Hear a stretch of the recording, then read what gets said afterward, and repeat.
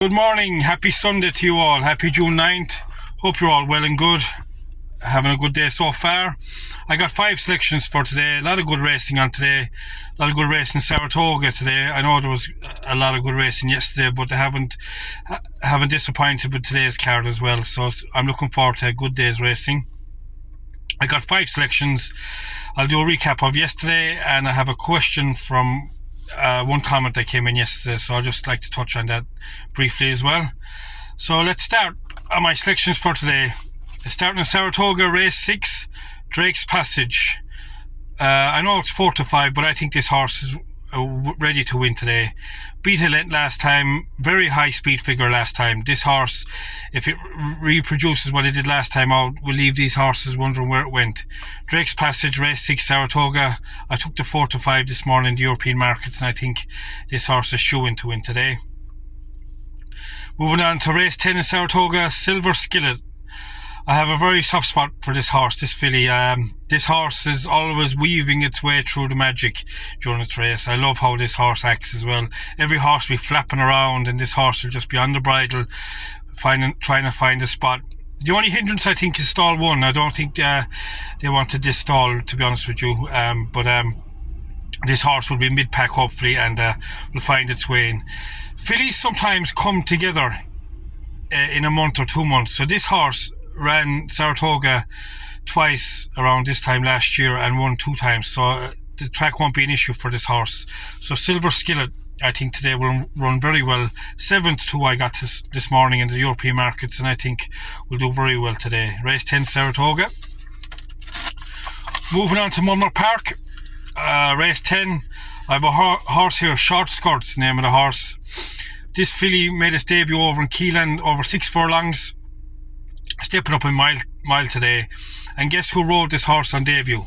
Mr. Irad Ortiz. Now, Mr. Irad Ortiz doesn't get any horses on debut unless he's getting good vibes from the stable. So I think this horse, dropping to a racetrack like Munmer Park, coming from Keeneland, was favoured that day on debut. And I think today, 3-1, Short Skirts, race 10, Munmer Park, will do the business today. No doubt in my mind.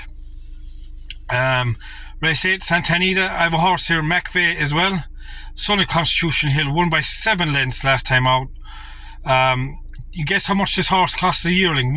Over $1 million. Seems to be getting the hang of things now. Was slow to progress. Most Constitution horses are very slow into getting the hang of things. So this horse, I think, in a small field today, up against a strong favourite, no doubt Bob Baffert's horse is a strong favourite, but I think on the upside we might get a nice run here. Mike Smith's in the saddle here, no better jockey to know the time of day. McVeigh, race 8, Santa Anita, 15-8 I got this morning in European markets, and I think we'll give the favourite all to think about as well. And my last selection comes in Woodbine, race 5. I was looking through the Woodbine card, I was looking for some horses, and I said, this horse, Kokomo. We actually bet a horse in this race last time out that this horse ran in on his debut, came second, was given a chunk of weight to the horse that went on to win. French Horn was rode by a claimer in that race. French Horn run recently, June 6th in Saratoga, came third in a very strong race. So the form is there in the book. Kokomo, 2-1, I think will do all the business today, and should get off the mark today, no doubt. Kokomo, race 5, Woodbine. Okay. Bring me back yesterday. Let's recap yesterday. So we had 3 selections on the card. No better way to start than with the winner, Buckham Dano. Irad Ortiz gave this horse a beautiful ride, like a complete ride, like a beautiful ride. Straight from the, he didn't go from the front, made a lovely move down the home turn and stayed there. Everyone was complaining about the track riding very fast yesterday. Even Chad Brown said it before the Sierra Leone. He was interviewed. He looked like he was very angry, to be honest with you, Chad Brown, about the horses being out in front and there was nothing coming from behind. And kind of played out that way. Buckham Dano got out there. 5-1 I got in the European market. Just couldn't believe it. Was going off 5-2 on the tote in America. So I got ahead of the bookies in that one. Yarrow as well. Looked like he was going to win two or 3 times in the race, but just faded. It was a bunch finish at the end, but I think Yarrow he just reached the ceiling, really. I think that's all he is. I always look to see if they can improve, but I think Yarrow, that's all he is. That's his ceiling, and it'd be hard to win a race with that horse, I can tell you that much. Bring me on to the big bet of the day. Yes, it's Sierra Leone in the Belmont. You can give excuses for horses. You can do all you want for horses. Sometimes horses rule your heart instead of your head, and I think Sierra Leone has took me on a nice ride this year, with my heart, not my head. They changed equipment on him so it wouldn't hang in as much, and I don't think it hung in as much, but then again, wide again, got nudged at the home bend as well coming down. I don't think it made a big difference, to be honest with you, and was only gathering up speed, and the race was nearly over. So Sierra Leone, I'll follow you over a cliff, but by God, the cliff must be very, very long at this stage. And I'm starting to wonder, is that horse genuine? Sometimes you wonder with horses, are they genuine or not genuine? And I'm starting to wonder, it looks like a lot more left in Sierra Leone. I want to see if they can gun that horse from the front and see if he'll just stay. I want to see a change of tactics used with that horse, because I know that horse has all the stamina in the world, and I'd love if they just triggered that stamina a bit more. Like if they just went wire to wire, head down and gone. Sometimes you need a mix up of tactics, but Sierra Leone disappointed me again yesterday. Dornoch, I was there in Saratoga on his debut. I tipped this to the whole world on his debut in Saratoga. If you go back and watch my videos, Wonder Ramson as well, I tipped it on that day as well. So it was a bittersweet for me yesterday.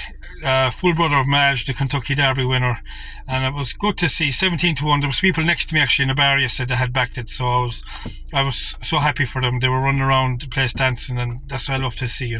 If I don't win, I hope someone else is winning. That's the way I look at horse racing, and that's the way to look at it. Not a bitter man, nothing like that. If you win and I lose, all the better, We'll have a drink together, we'll enjoy horse racing. Horse racing is a great puzzle to put together, and if I'm not winning, I hope someone else is winning. That's the way to look at it. So I got a comment by a viewer yesterday, how do horses deal with kickback, dirt kickback and that kind of stuff.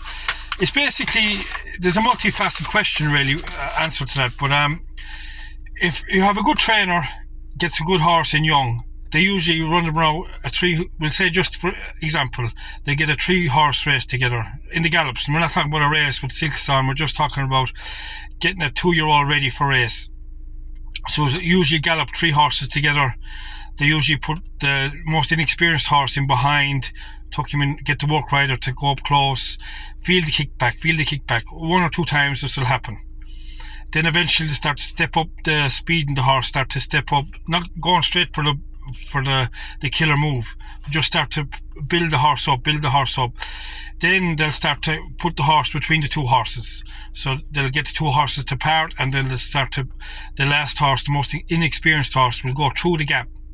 And they'll start to motivate that horse to say, nothing's wrong with this. This is what normal horses do. This is how it works. So when it comes to race day and the jockey's looking for, the horse is not shying away, the horse is not stopping back saying, what's going on here? So basically, it's like every sport, the running and racing, the training is done away from the track. When they get to the track, the 2-year-olds and 3-year-olds should know their job at that stage. There shouldn't be any greenness. There might still be a bit of greenness, but that horse should still have a level of experience that it's not shying away. Now, horses, as a herd animal, number one, are a herd animal. There's some horses that go from the front runners. There's horses like to go mid-pack, and they gain momentum. When they start to pass horses, the ears start to go up and they start to feel more confidence, and they'll fly. There's horses like to stay out the back when come with one run as well. So every horse is different. That's why tactics come in very much so in horse racing. And you'll get some horses that if they don't get the front, they'll throw the dummy out. They'll come last, they'll put the brakes on, and the jockey will be pushing and shoving with no help at all from the horse. So always you have to remember that horses are number one herd animal. That's why sometimes you see horses shoot 2 or 3 lengths and then they start to idle. They start to look around, where's their buddies at, and then the jockey has to get really hard, and that's why you'll always see a fast mover come up, and then the horse will get another stride again, to go again, because he sees his buddies, so he wants to go again. They're a herd animal. Number one, they're a herd animal. Horses are a herd animal. That's why for me, tactics on horses are very important, and jockeys are very important on horses, because all horses are not the same, you know. As you seen yesterday with Sierra Leone, had to change equipment, so stopped him hanging. But still, when he went to go, it took a minute. He was like a toddler with his second or third step. He was doing a jink. He didn't know which leg to lead with. He did a jink. And you know, the horse in the race yesterday, take out that race, no doubt about it, is Mindframe. That horse is very inexperienced, still very green. Todd Pletcher put that horse in a very tough spot, but I think that horse will be a big thing going ahead in future, no doubt about it. Mindframe, keep an eye on that horse. And anyway, that's my 2 cents in that story. And you know, jockeys have, in the mud and the wet and sloppy tracks, they have like 10 goggles to go through, and how they get them goggles down at 30 miles an hour is beyond me. That's just holding the whip in one hand and putting the goggles down next. That's sportsmanship, horsemanship like you'll never see on half a ton of animal as well, doing that in a split second. No athlete in the world doing that, only jockeys, and they don't get enough praise in my eyes, to be honest with you. I could talk all day about horses. I don't want to bore you anymore. All I want to tell you is I hope you all have a good day. Enjoy your day, and I hope these horses run very well today. We had a good bet with Buckham Dano yesterday.